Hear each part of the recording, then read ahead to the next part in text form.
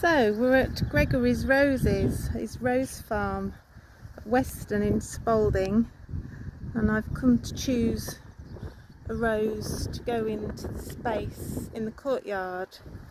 As you can see, there's lots and lots of choice. We've been here probably about half an hour looking over all of the roses, and it's an amazing sight, and the scent is unbelievable.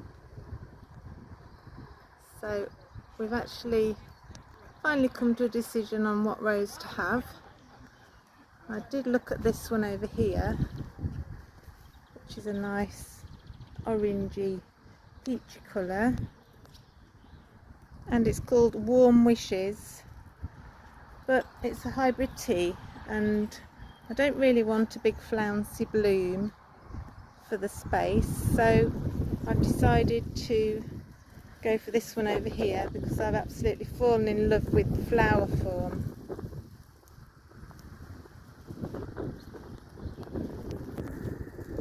It's quite windy today, so you can see it's beautiful. So that's definitely the one I'll be taking home with me.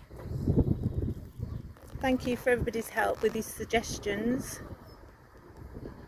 Okay, so let's get this paid for. So it's the next morning, and I've got this rose which is called Rebecca Mary. It's a floribunda, peachy coloured rose, and it's absolutely gorgeous. The flowers are starting to come out now. Look at the form of them. It's a beautiful rosette. There's not a lot of scent to this rose, but it looks really healthy, and there's quite a substantial feel to the leaves. They feel quite rubbery, which I always think is quite a good sign in a rose. They usually tend to be quite resistant to black spot when they've got rubbery leaves. So anyway, going back to the matter in question about whether to put this rose here or not. So this is the courtyard fence, and we've got the old rose, the damask rose, which I believe now is the Queen of Denmark, on the back fence, and Minerva just to the side here, with Jude the Obscure climbing up the archway on the side, and then I've got Timeless Cream, which is actually really quite peachy. It's a beautiful rose though, really do like that.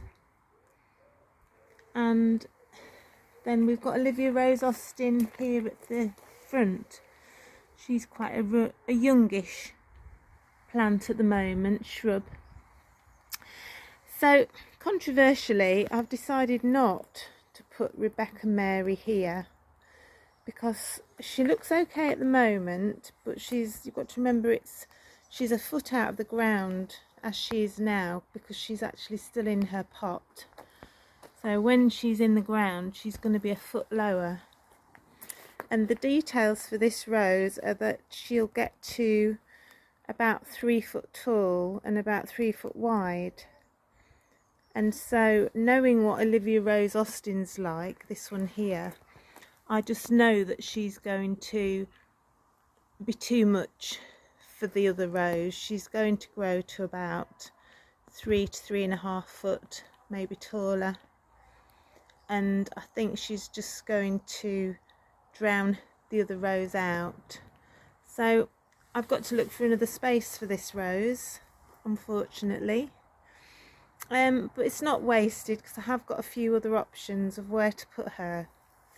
And also for this space now, I've ordered a bare root of Evelyn, which is a David Austin rose, which will get to be probably about 4 foot by 4 foot, and I think that would be a better fit for here, as well as the fact that it's a really fragrant rose. So in this enclosed area where the wind doesn't really travel through very much, I think it will hold the scent of Evelyn really nicely. And again, she's sort of a peach coloured rose, so that will just break up the pinks which is the whole idea really. So let's go on and see if we can find some other spot for this one. So I'm in the main part of the garden now, which we overlook when we're sat on the patio, and I think I've settled on a space here to put Rebecca Mary, because she'll be next to what have we got here? Well, at the back there we've got the Poet's Wife, which is obviously lemon, and then in front of that one I've got a Penelope Lively. To the side here, this is a Desdemona. To the front is a Eustasia Vi, and then at the back I believe that could be a Jude the Obscure, and then this one in the corner near the lamppost, I don't know, I can forget the name of it really. Let's have a look on the tag. Oh yes, that one's Wedding Piano, which would be sort of a creamy lemony colour, so I think she'll go quite well here, and I'll be able to look out onto her. There we go, so she's all planted up now, and she's the perfect height really for this border, I think. The rose behind her is actually Crown Princess Margarita. A little bit of mislabelling going on there, I think. So we've got the new rose, Rebecca Mary, that I bought a few days ago from Gregory's Roses, and I think she'll be a fabulous rose. There's lots of buds. She's a floribunda, so that means that she'll have many buds to one stem. The flowers are probably not overly large. I mean, I've got quite a big hand, but if you look at them against my hand, they're probably 2.5 to 3 maybe inches across. But I just love the ruffled look of all the petals, and she is a definite peachy. From a distance she looks peach, and her buds are peach, although when she opens up she's got a nice yellow centre which sets it off quite nicely really. So yes, I think she'll look pretty good in this border when they all get going. I mean, a lot of these are still young.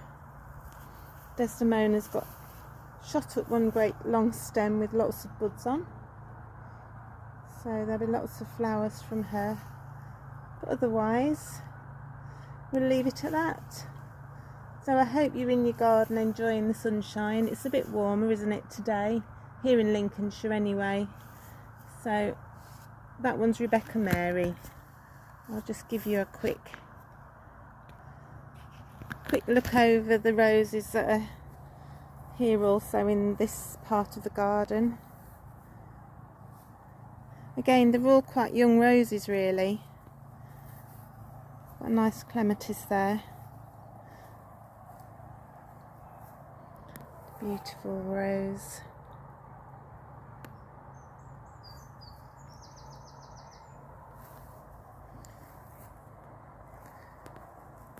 And the Madame Anisette has become quite pink in this weather. Colours of roses are so changeable depending on the climate, the weather, how much rain they've had, how far the roots are down. Lots of things affect the colours. And that's a nice iceberg growing up into the sambucus tree, which is quite a nice effect. Okay, so I'll leave you on this photo. Have a lovely Sunday. I hope the sun's shining for you and you're in your garden enjoying it.